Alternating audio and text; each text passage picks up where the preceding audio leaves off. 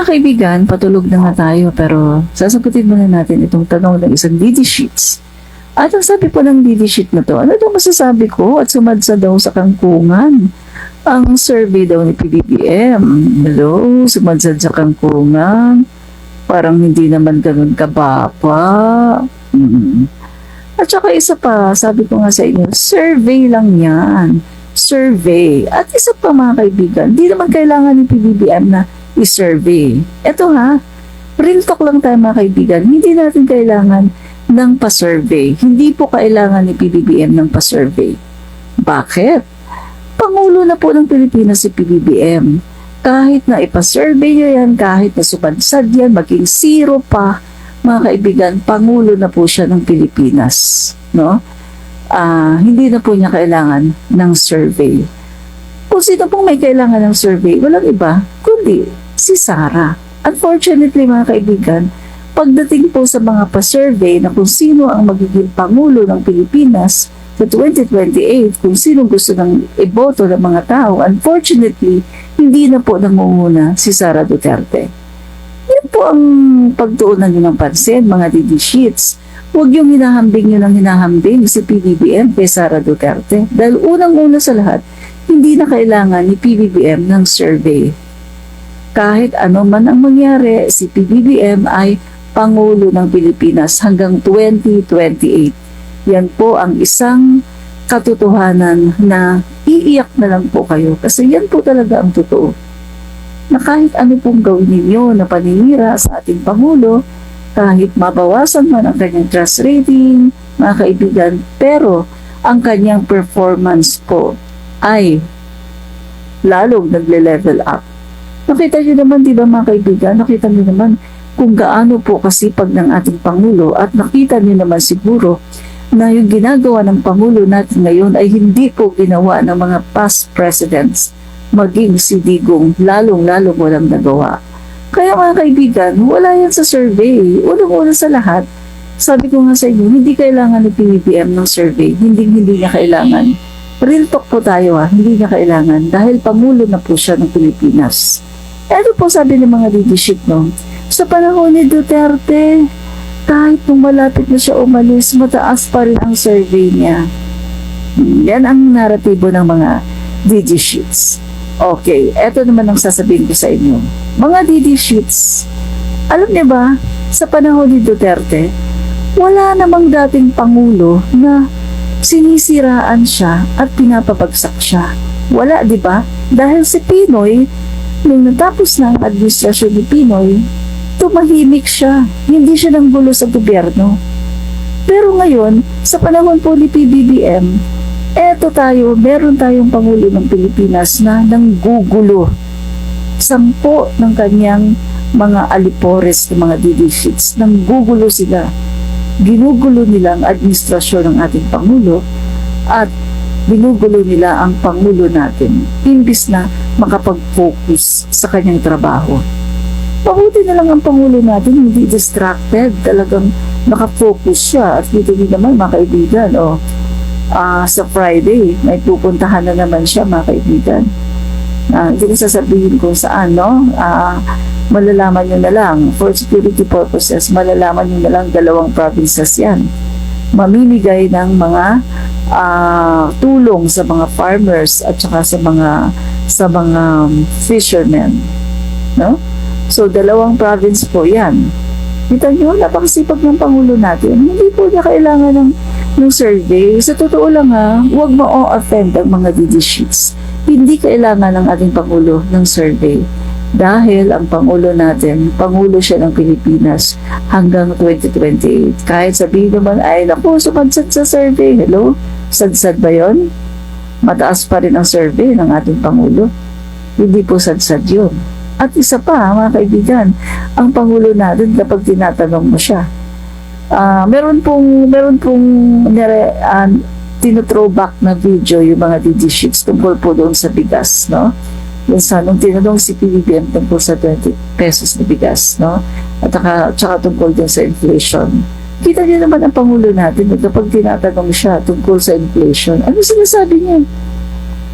Ay, ano naman talaga, kahit talagang yan naman talagang ano ng mga tao kasi yan nga kailangan na magmura ang bilihin, ganito-ganito.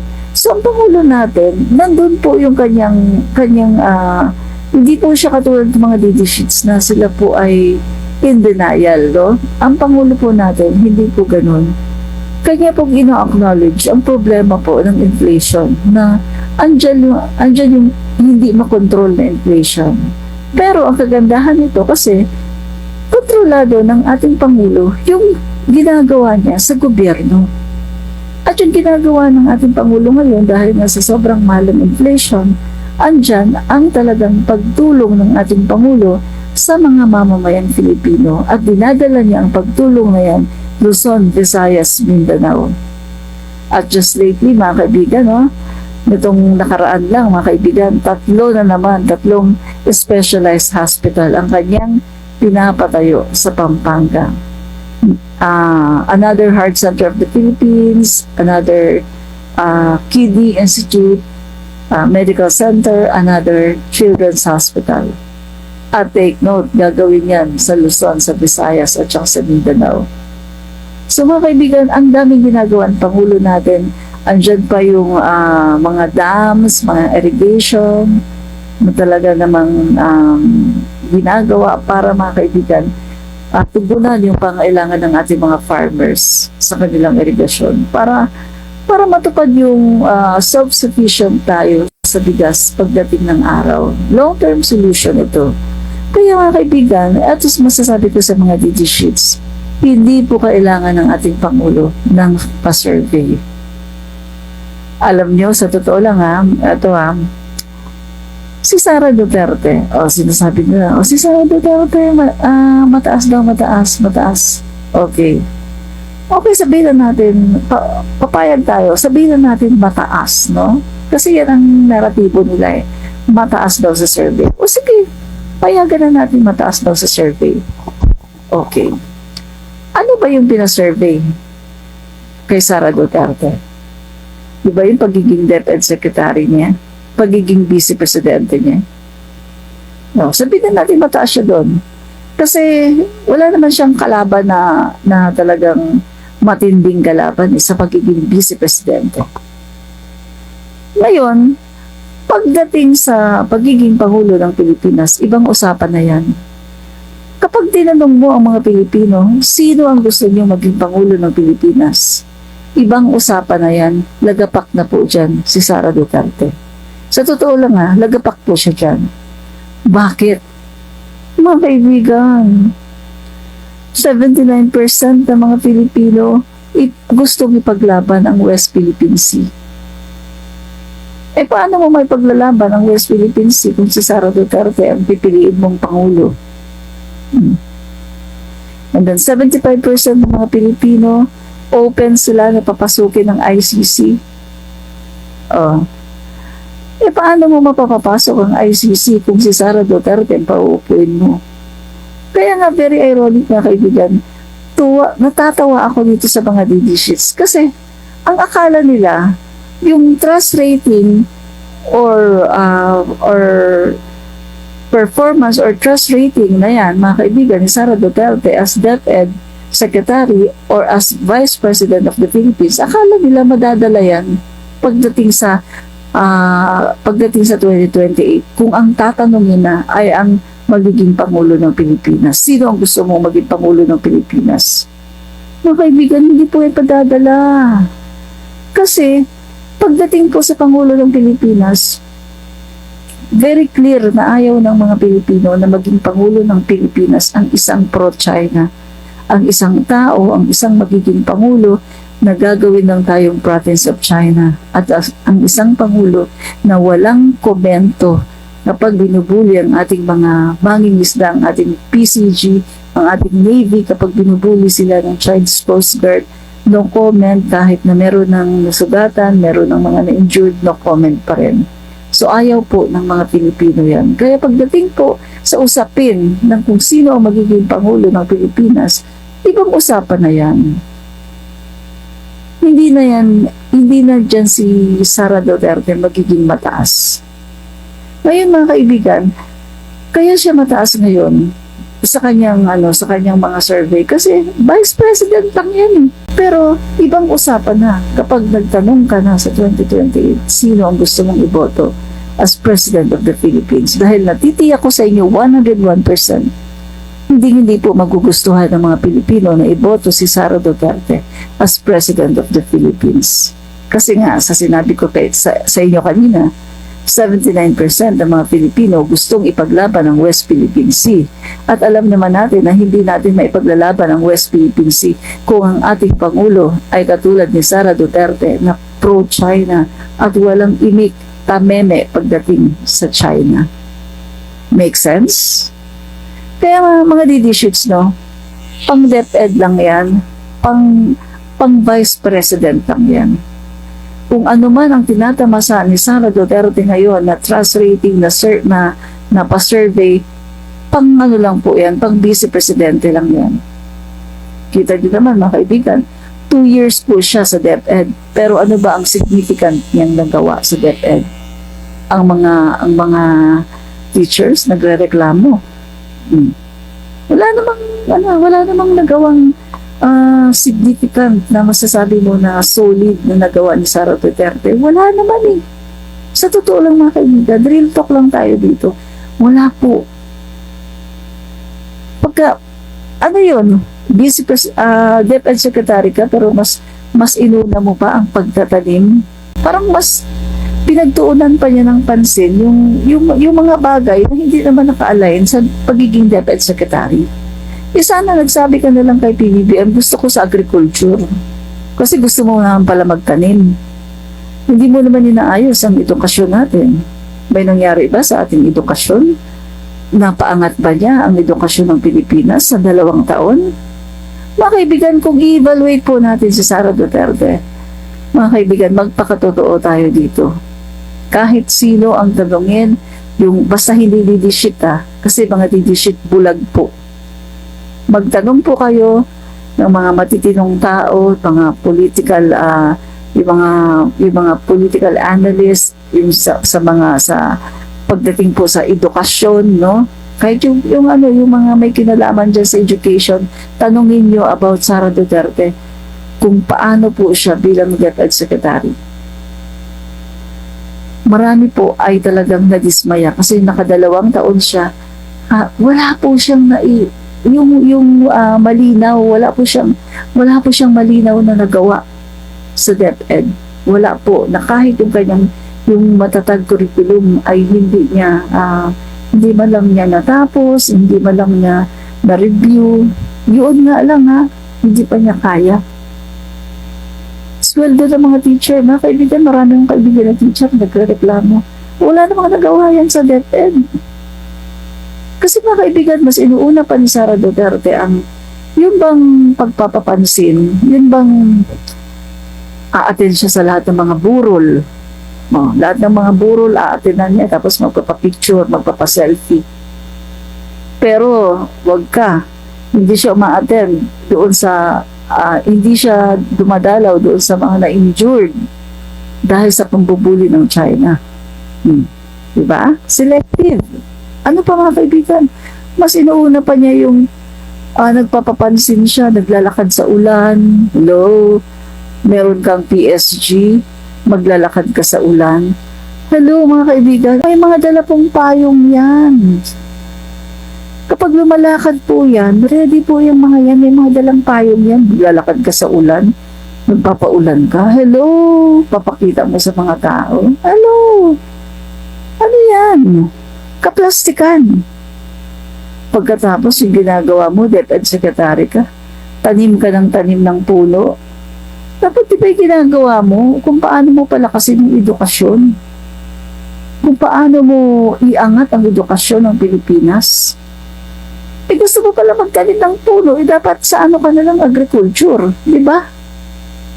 Mga kaibigan, wala po talaga sa totoo lang talk lang tayo dito. Wala pong nagawa si Sara Duterte sa DepEd. Kaya nga yan mga kaibigan, napapansin nyo, ang mga DDS, saan sila nagre-resort? Sa survey na lang. Doon na lang talaga sila nag-hold on. Survey, 20 pesos na bigas. Pero pag tinatanong ko sila, Maglatag kayo, ano ba ang nagawa ni Sara Duterte? Yung nilalatag nila, wala drawing. Sa totoo lang mga kaibigan, no? Kaya sa 2 taon, halos wala pong nagawa si Sara Duterte sa DepEd. At ang nakakalungkot din ito pagdating din sa Vice President, sa pagiging Vice Presidente niya, mga kaibigan, na sobra pong extravagant si Sara Duterte. Inuna pa niya ang pagpapatayo ng napakaraming satellite, Luzon, Visayas, Mindanao. Kita niyo mga kaibigan, palagi pong hiring ang Vice President of the Philippines. Hiring palagi. Kasi syempre, pag nagtayo ka ng satellite sa isang lugar, kailangan mo ng tao. Kailangan mo ng mga tao dyan na titingin, alangan bang magtayo ka lang ng pus na walang tao. Sobra po mga kaibigan, napaka-extravagant talaga ni Sara Duterte. Kaya, eto masasabi ko sa mga DD sheets, kung ano man ang taas ng rating na nakukuha ngayon ni Sara, mga kaibigan, diyan lang yan sa pagiging Vice President. Hindi po yan matatransfer pagdating sa pagiging Pangulo ng Pilipinas kasi ibang usapan na yan. Dahil ang mga tao po ngayon, pagtatanungin mo kung sino ang gusto nilang maging Pangulo ng Pilipinas, malinaw pa po sa sikat ng araw na ayaw po nila sa pro-China, ayaw po nila sa gagawing probinsya ang ating bansa ng China. Nakaibigan 79% of Filipinos gustong ipaglaban ang West Philippine Sea. Uulitin ko na naman. Alam naman natin na si Sara Duterte ayaw niyang ipaglaban ang West Philippine Sea dahil ang kay Sara po, ang West Philippine Sea po ay sa China, hindi po sa mga Pilipino. Kaya nga, ang masasabi ko mga DD sheets, kung ano man ang trust rating ni Sara ngayon, hindi po yan matatransfer. Kapag ang tinanong na po ay sino ang magiging presidente ng Pilipinas na gusto mo, iba na po ang usapan dyan. Hindi na po matatransfer kung ano mang meron si Sara ngayon na survey. Pagdating po sa pagiging Pangulo ng Pilipinas, ibang usapan na yan. Hindi po si Sara ang iboboto ng mga tao at hindi po siya ang isasagot ng mga tao sa pa-survey dahil ayaw po ng mga tao, majority ng mga Pilipino ayaw po sa pro-China dahil gustong ipaglaban ang West Philippine Sea. Makes sense mga kaibigan? Kaya lang yung natatawa na lang talaga ako sa mga DD sheets, no? Talagang natatawa na lang ako at naawa po ako sa kanila kasi ikinukumpara po nila si PBBM at kay si Sara Duterte. Sabi ko nga mga kaibigan, si PBBM hindi niya kailangan ng survey. Pangulo na ng Pilipinas yan, hindi na po yan lalaban sa 2028. Kasi di ba ang constitution natin, 1 term lang. So kahit na sabihin natin maging 0 pa yan sa survey, Pangulo ng Pilipinas pa rin yan hanggang 2028. So wala na kayong magagawa dyan. Hindi po yan hindi po kailangan ni PBBM ng pa-survey. Real talk lang. Pero mga kaibigan sa totoo lang, ito sa loobin ko to hindi po ako naniniwala sa survey na yan na lumabas, na sumadsad po or nabawasan po si PBBM. Hindi naman siya sumadsad nabawasan lang ng konti. Bakit hindi ako naniniwala dyan? Yung mga kaibigan, nakakasama ako sa mga bagong Pilipinas Service Fair, sa mga presidential assistance na mga events, nakakasama ako At nakikita ko po kung gaano kasipag ng ating Pangulo at nakikita ko po kung gaano hangang-hanga ang mga tao kay PBBM. Sobra pong hanga ang mga tao sa kanya. Hindi lang po yung mga common tao, kundi maging yung mga mayors, mga governors. Hangang-hanga po sa kanya. Kaya mga kaibigan, hindi ako naniniwala sa pa-survey na yan ngayon. Maaring pa-survey na to ay commission po yan. May nag-commission po niyan. Talagang masasabi ko, hindi ko sinasabi na binayaran pero sa tingin ko mga kaibigan, may dyan. Kasi dyan na lang sila nagre-resort Brainwashing, alam niyo yun mga kaibigan? Gusto nilang i-brainwash ang mga Pilipino na si PBBM ay sumasansad, si PBBM ay bumababa at si Sara Duterte ay tumataas. Kasi nga, dyan na lang sila nagre-resort dahil nakikita nila na wala naman pong nagawa si Sara Duterte. Eh si PBBM po, kahit anong gawin nilang panira, kahit anong gawin nilang pagpapabagsak kay PBBM, malinaw na malinaw pa sa sikat ng araw itong mga proyekto ni PBBM na mapapakinabangan po ng mga taong bayan at itong ginagawang pagtulong ni PBBM sa ating mga magsasaka, sa ating mga mangingisda, Luzon, Visayas, Mindanao, ay kabi-kabila po. At ito nga, mga kaibigan, sa Friday, aalis na naman ang Pangulo natin. 2 probinsya po. Hindi ko sasabihin kung saan. No? Hindi ko pamumunahan kasi for security reason, 2 probinsya aalis na naman ang Pangulo natin at mamimigay na naman ng tulong sa mga magsasaka, sa mga mangingisda, ng mga makabagong traktora, ng mga financial assistance at iba pa. So, mga kaibigan, hindi ako naniniwala talaga sa pa-survey na to. Merong nag-ano dyan, commission para iangat yung isa. Kasi nga, yung isa mga kaibigan, sa totoo lang, mabahong-mabaho na po siya. Mabahong-mabaho na po ang mga Dutertes. Eh guys, dito pa nga lang sa sinabi ni Sara Duterte na at saka naglabas pa ang SMNI ng SMNI mismo mga kaibigan change is coming. Change is coming, nilagay nila. Designated survivor. Picture ni Inday Sara Duterte, tapos change is coming. Ano ibig sabihin nun? So, ibig sabihin na mga kaibigan, ay pinapalabas nila na may mangyayari talaga kay PBBM. May mangyayari sa Pangulo natin at si Sara Duterte ang uupo. See? So doon pa lang sa pagiging makapal ang mukha niya eh. Mga kaibigan, alam naman natin yung mga Pilipino, di ba?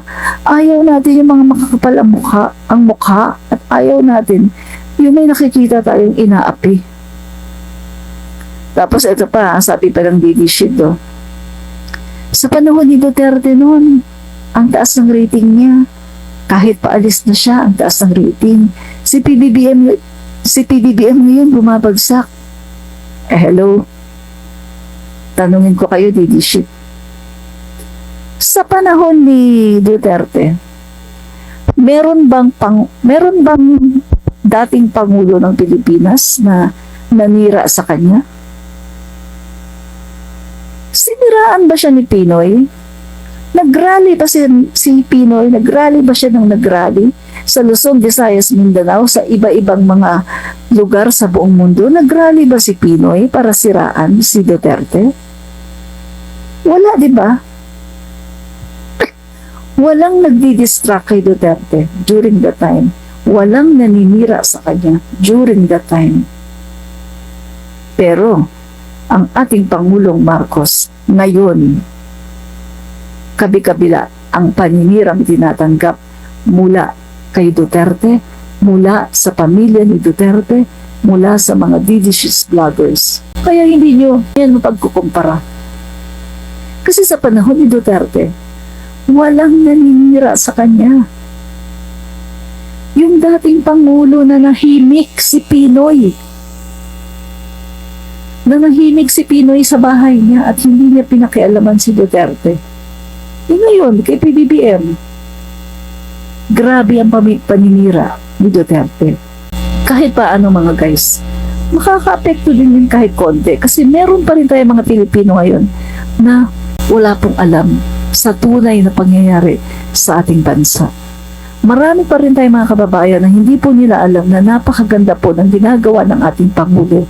Sila po ay nabibrainwash po sila sa mga sinasabi ni Duterte, ng mga DDShiz at ng Duterte siblings. Yan po mga kaibigan. Kaya kahit pa paano, apektado din ang Pangulo natin Kasi may nanggugulo. Andyan ang mga Duterte ng gugulo. Andyan yung mga DDShiz vloggers ng gugulo. Nandyan ang mga DDShiz supporters ng gugulo. Napakagulo nila. Dinidistract nila ang Pangulo natin. Imbis na makapag-focus, mabuti na lang ang Pangulo natin kahit na gaanong pandidistract nila, paninira nila, nakafocus pa rin. Nakita niyo mga kaibigan, very composed ang Pangulo natin. Tuloy-tuloy siya sa kanyang pagtulong. Wala siyang pakialam.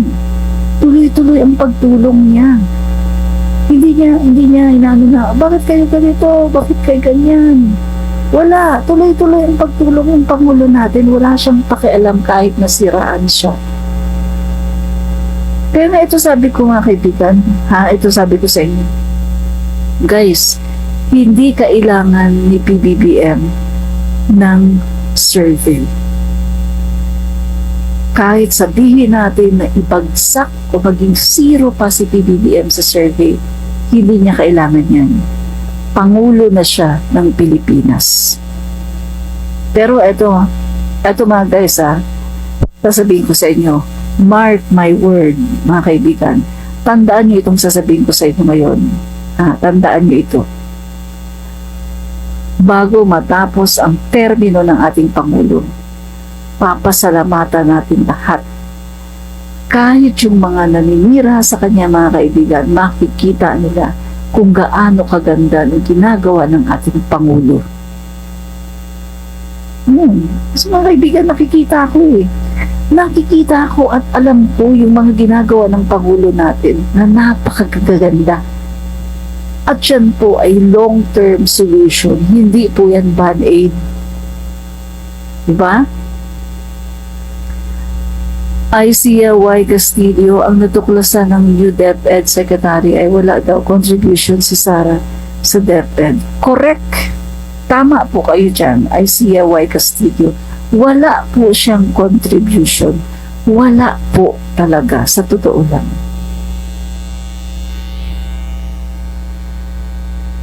Wala po siyang contribution. Esther Kadimdim, nagtataka ako, wala naman maipakita na nagawa, bakit namumuna daw sa survey?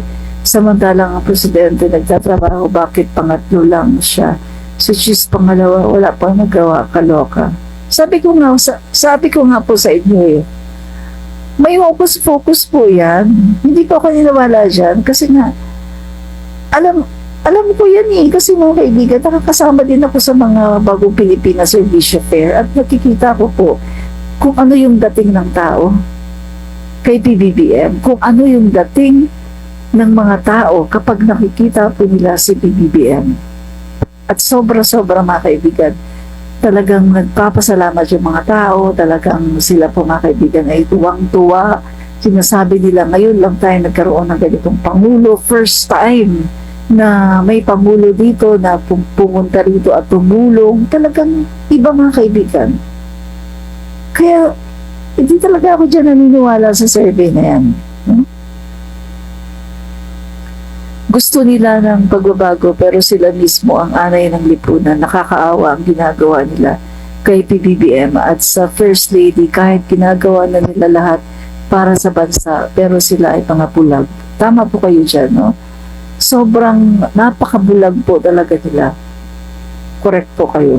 Isia Y. Castillo, admin, may vloggers na nagsagawa ng survey sa Quiapo, Manila.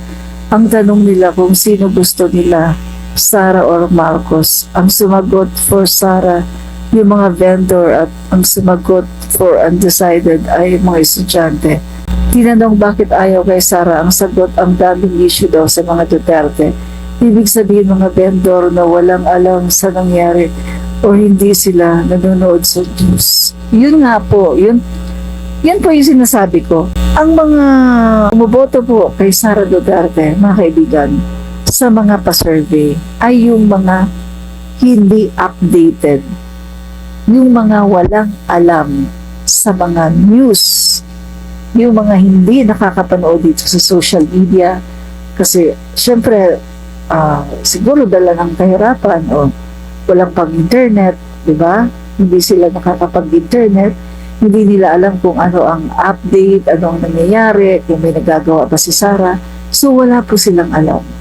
Yan po yung mga bumoboto kay Sara Duterte. Di ba sinasabi ko sa inyo dito, hanggat maaari po mga kaibigan, mag-share tayo, share natin sa kung meron kang kausap dyan na medyo nakikita mo, iba yung kanyang iba yung kanyang paniniwala, mag-share ka lang, no? Wag nating awayin, mag-share lang tayo. Ganito yung nangyari ngayon. Or kaya, ito kapag may mga vloggers na nagdi-debunk sa mga pinapakalat ng mga DD sheets, sa mga fake news, i-share din ninyo mga kaibigan, kahit sino pa yung vlogger na yan. Basta nakikita nyo na sinishare niya yung mga katotohanan, no? Mga pro-admin na mga vloggers, no? So, yan mga kaibigan, no? Yun talaga, madalas po kasi ang mga tinatanong po mga kaibigan ay hindi po nakakapanood sa internet. Wala pong alam kung ano ang nangyaring mga balita. Diba? Pero kung titignan po natin mga kaibigan, nagko-contradict po yan. Bakit? Sa issue po ng West Philippine Sea, 79% ng mga Pilipino gustong ipaglaban ang West Philippine Sea. Eh, hindi naman may paglalaban ng West Philippine Sea kung ang Pangulo mo ay Sara Duterte, di ba? Make sense? Kasi pro-China yan eh. Pero mga kaibigan, no, i-share po natin yung mga video na katulad nito na dinidibang po natin yan, yung mga pinapakalat ng mga DDShips, mga kaibigan, no? Sumasadsad daw mga kaibigan si PBBM sa survey, which is hindi naman talaga yan totoo. Kasi mga kaibigan, mataas pa rin naman ang survey ni PBBM. At isa pa mga kaibigan, kung nakakasama lang kayo mga kaibigan, no? Ilang probinsya na ba ang pinuntahan ni PBBM? Hindi po nagpapahinga ang Pangulo natin. Kita mo nga, mga kaibigan, na halos everyday. Punta kayo sa presidential communication, halos everyday, may ganap siya. May pinupuntahan siya iba-ibang mga lugar. Hindi po nahihinto yung kanyang pagtulong. Diba? Tapos si Sara Duterte walang nagawa pagkatapos mataas. Yan na lang isipin mo mga kaibigan. Diyan mo na lang masasabi na iba yan. May something yan. Pansin nyo mga kaibigan, pansin ko sa mga DDShips wala po silang ibang sinasabi kundi survey. Halos everyday po, survey po ang kanilang sinasabi. Parang yun na lang po ang kanilang doon na lang talaga sila nagre-research, survey. Mind conditioning na lang. Kasi nga mga kaibigan, alam nila na wala naman talagang nagawa si Sara. Pag tinanong mo, anong nagawa niyan? Anong significant na nagawa niya sa DepEd? Anong ambag niya? Sa totoo lang mga kaibigan, kaya alam nyo, iniwan ni Sara Duterte ang DepEd na napakaraming problema. At ang masama pa nito mga kaibigan, napaka-unprofessional niya talaga. Kasi, as DepEd Secretary, nag-resign ka. Dapat ang una-una mong ginagawa, hanapin mo yung magiging bagong DepEd Secretary. I-reach out mo. At kausapin mo. Kumbaga, i-briefing mo na siya kung ano ba yung nyo, ano bang mga nagawa nyo sa DepEd, ano ba ang dapat niyang ipagpatuloy. Mga kaibigan, ngayon ko naisip, no, baka kaya hindi yan ginagawa ni Sara Duterte kasi baka wala siyang mai-briefing. Baka nga naman wala siyang masabi, wala siyang mai-briefing kasi wala siyang maipaghabilin kasi nga wala naman kasi siyang ginagawa sa DepEd. At wala naman kasi siyang nagawa. Ano nga ba naman ang ihahabilin ng isang tao na wala namang nagawa? Make sense? Kaya siguro dahil lang mga kaibigan kung bakit parang baliwala lang pagkatapos ano pang ginawa. Yung mga tauhan niya, di ba? Hindi man lang inantay ang bagong DepEd Secretary, nagsilayasan. Kita mo mga ugali, di ba? Kita nyo? Katulad din sa kanilang boss, Sara Duterte. So mga kaibigan, no? At nakita niyo naman natin mga kaibigan, ang dami pong issue kay Sara. Andyan yung issue ng 125 million confidential funds. Hindi lang yan. Andyan pa yung mga confidential funds na issue nung mayor siya. Andyan pa yung